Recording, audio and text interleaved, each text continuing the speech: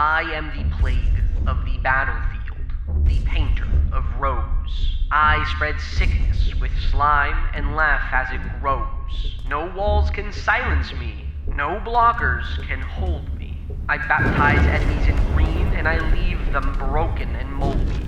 I am the one who melts armies from within, the one who turns victories into slow, festering sins. Some call me a tank, others call me a nightmare, known as Nickelodeon's worst fever dream, perhaps Shrek's lost cousin, and yet, the clean tide you can't escape. Who am I? It's the heavy chem. We're talking about the heavy chem today.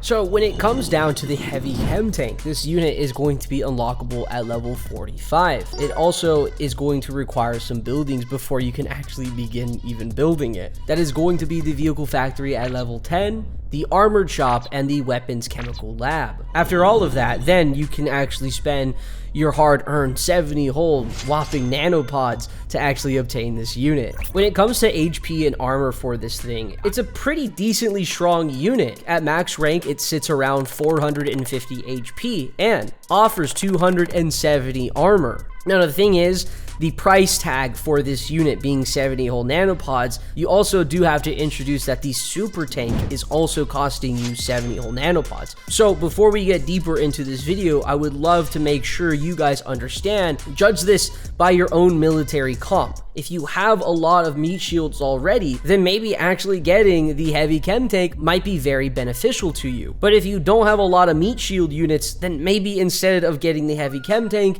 you should look into getting some super tanks. Though if you are wondering what makes the heavy chemical tank so great, we got to look at its counterpart, the light chemical tank. The light chemical tank is another great unit, but as well free to play. The light chemical tank has two abilities that mimic the same as the Wimp, 3 tiles in front of it and 3 tiles down the line. Some key differences is the light chemical tank is precise, meaning wherever the unit is placed, its attack pattern would begin usually in front of it only. The heavy chemical tank is a bit of the same regards to its line of fire. The heavy spray turret, the starting ability for the heavy chem, is a precise line of fire, with its attack pattern starting in front of it and expanding out, kind of like an upside down triangle.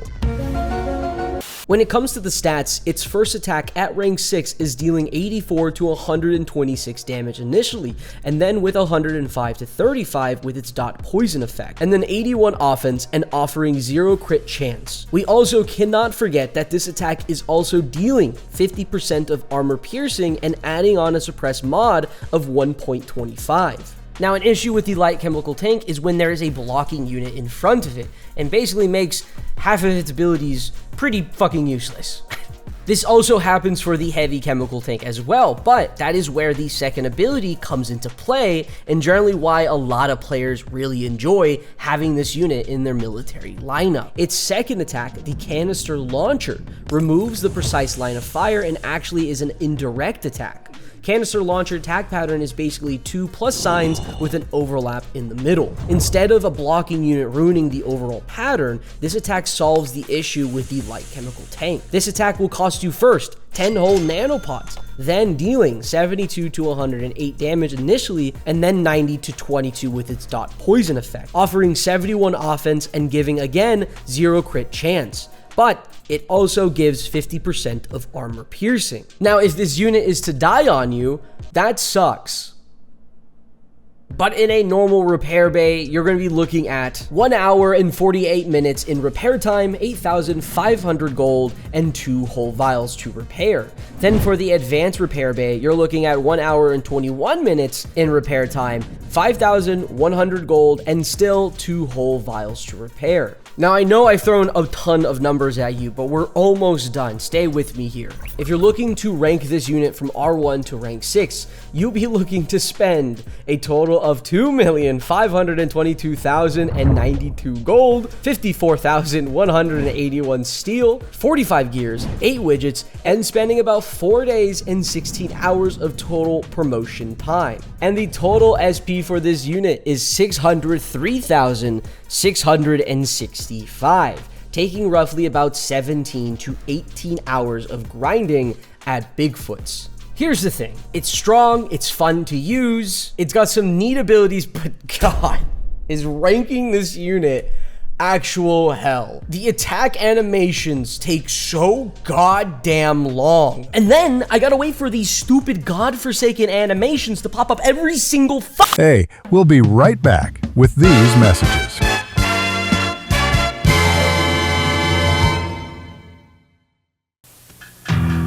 The Super Soaker 50. Just pump up our powerful air pressure system, and you can soak someone up to 50 feet away. The Super Soaker 50 from Laramie. Also available Thunder Flash and Super Soaker Wing Thing. Each sold separately. Are you having issues with your naval encounters? Well, hold on to your seats then.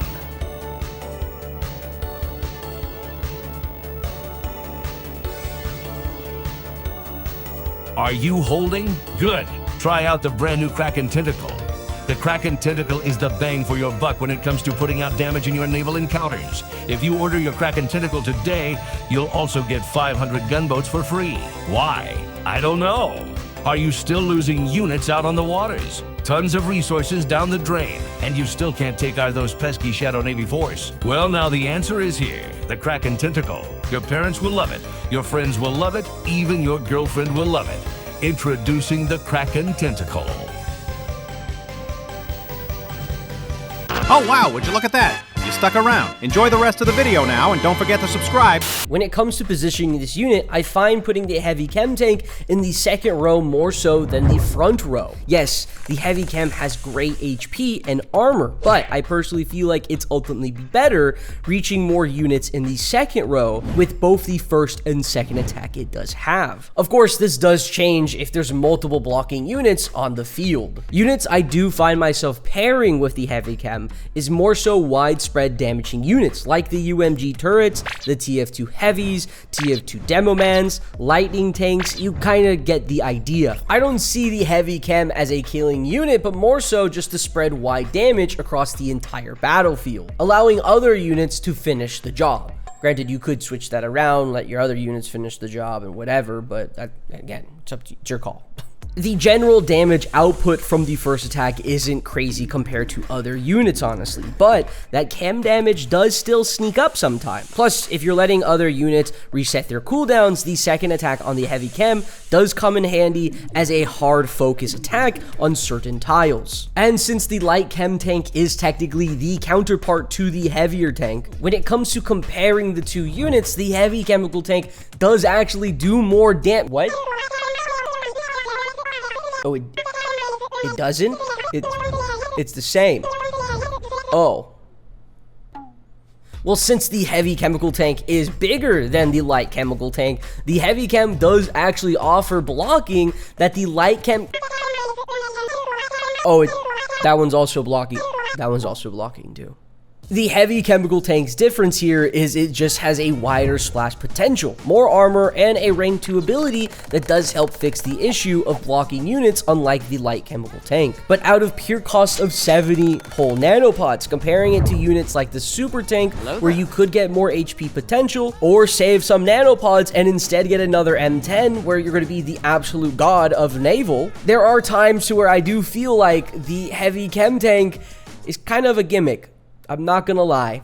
I like the heavy chem tank. I think it's a fantastic unit, but it's not an end-all be-all unit. You can definitely survive without owning the heavy chem tank. Granted, we do have a mass-producible tank that's basically the same thing. It just doesn't have anything to bypass blocking units for its first and second attack on the light chem. Again, treat this video with a grain of salt comparing to your own army comp as well, because maybe having a heavy chem tank might actually be the best thing for you when it comes to boss strikes or even just going about your daily encounters. Another thing is just getting it to rank 6. Since the animations for this unit is so goddamn long, I honestly feel like it's not really that worth it to rush it to R6. Just wait until boss strike and then rank it there, and you'll probably get even more SP and enjoy the grind overall. Finally, as of right now, where we are in Battle Nations, Vials is insanely hard to get. So using this unit within an encounter and it dying, or maybe we have boss strikes soon enough and it dies there, sure, we do get maybe some Vials from whatever boss strike, but at the same time, getting Vials is pretty hard. We only have 4 Rebel encounters. What unit should I review next? Comment that below and subscribe. Bye.